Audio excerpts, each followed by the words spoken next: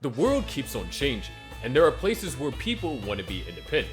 So today, we are exploring 5 new countries that might exist soon. And if you want these upcoming nations to break free as early as possible, then make sure to like and subscribe. Starting with number 5 is Catalonia. Catalonia is on its way to becoming an independent country. The push for independence started to happen after the global financial crisis in 2008, as many Catalans felt Spain's struggling economy and rising unemployment were dragging their region down. This led to a fresh desire for autonomy from Madrid. Millions of Catalans participated in a referendum organized by their regional government to vote for freedom, despite strong opposition from the Spanish government. The Spanish constitution doesn't allow unilateral succession. Meanwhile, the national police also tried to stop the vote by seizing ballots and confronting voters.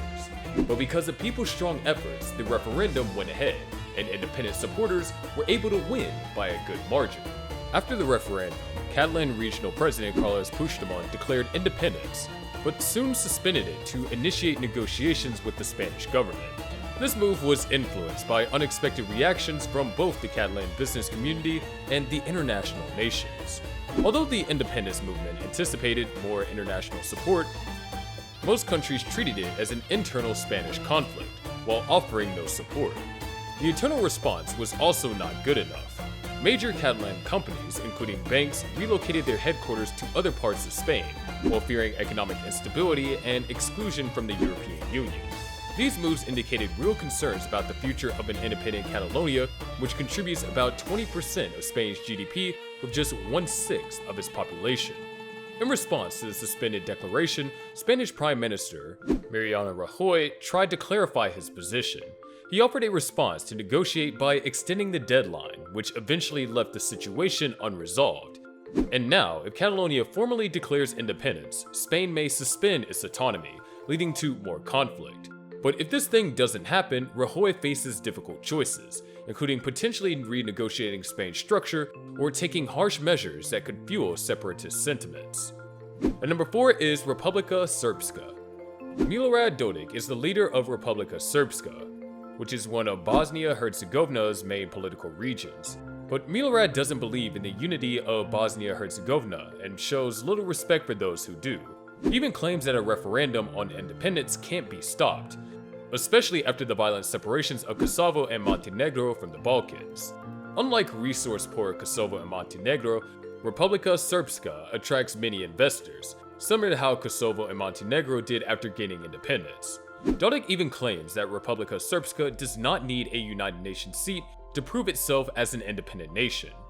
The region already has sufficient authority, and many of its citizens don't see themselves as part of Bosnia-Herzegovina's Bosnian Muslim population and the Federation of Bosnia-Herzegovina. The sentiment makes a referendum on independence even more appealing. At a security conference in St. Petersburg, Republika Srpska's flag was displayed alongside those of other countries, symbolizing Russia's support for its independence. And number 3 is Scotland. Scotland's push for freedom is well organized. What's interesting about Scotland's case isn't just the planning. It's mainly because the UK, the country they might break away from, is okay with the idea of an independent Scotland. Well, Scottish independence means Scotland becoming a separate sovereign state, free from the United Kingdom. The term refers to the political movement working to achieve this goal. In the Middle Ages, Scotland was its own kingdom and fought to stay independent from England. The two kingdoms were united in 1603 when the Scottish King James VI also became James I of England, and they officially became Great Britain in 1707. This union ended the Wars of Independence and brought peace. Political movements for the Scottish self-government started in the 19th century. They were first as demands for home rule within the UK, but now an independent Scotland would have complete control over its tax, spending, and borrowing decisions. It could issue its own debt and publish new policies. The Scottish government also says Scotland currently contributes fairly within the UK. They are planning to create a new Scotland fund for capital investment and economic growth. Before the 2014 referendum, there were only discussions about what currency an independent Scotland would use. Options include keeping the pound sterling, adopting the euro, or creating a new Scottish currency, called the Scottish pound. According to the 2014 independence plans, Scotland would aim to become a full member of the United Nations, NATO, European Union, and other international organizations. Independent supporters also believe that this would increase Scotland's global influence while helping it to defend its interests and promote its values.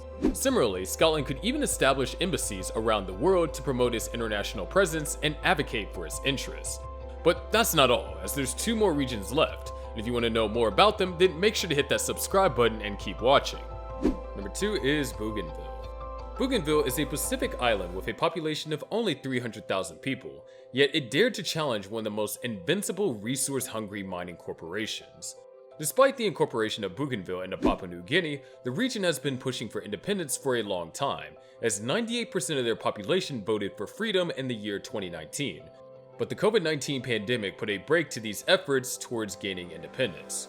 According to Bougainville's referendum commission, the recent numbers reveal a significant trend: liberal support for independence across age, education, and other factors.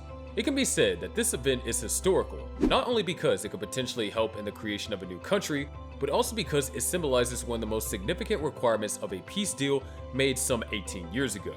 The Bougainville Peace Agreement arrived in 2001 and concluded a highly antagonizing 9-year war that saw approximately 20,000 people lose their lives, 1/10 of Bougainville's population.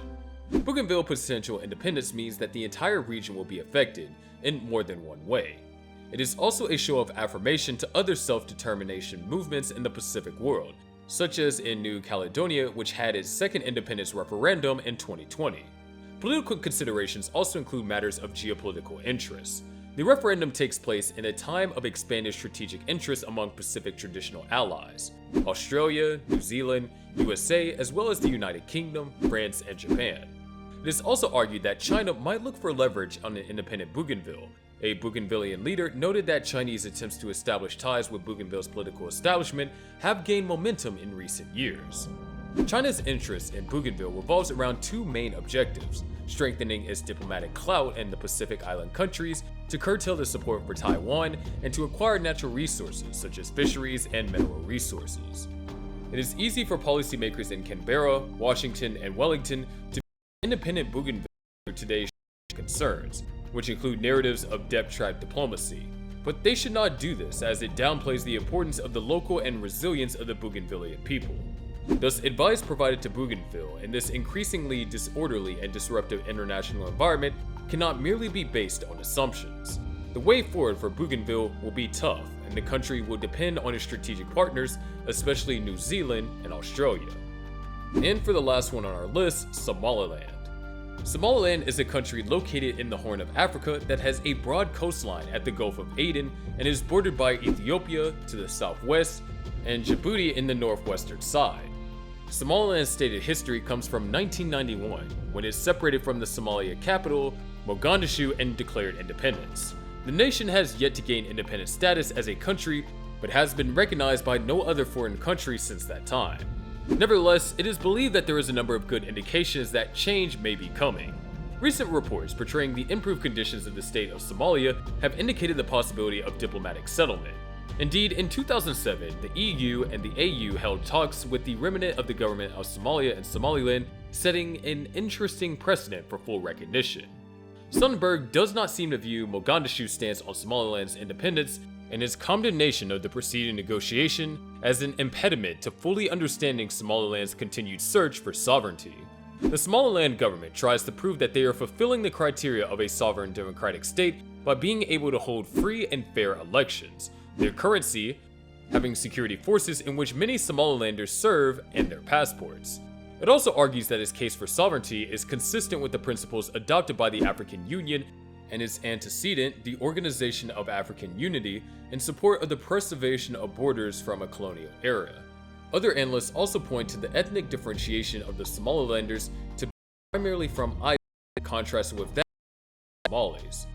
Somaliland's problem is similar to the rest of its economic definition. There are still discussions on whether it can economically sustain itself as an independent state or not, and formal recognition can help reserve the downturn by attracting investment.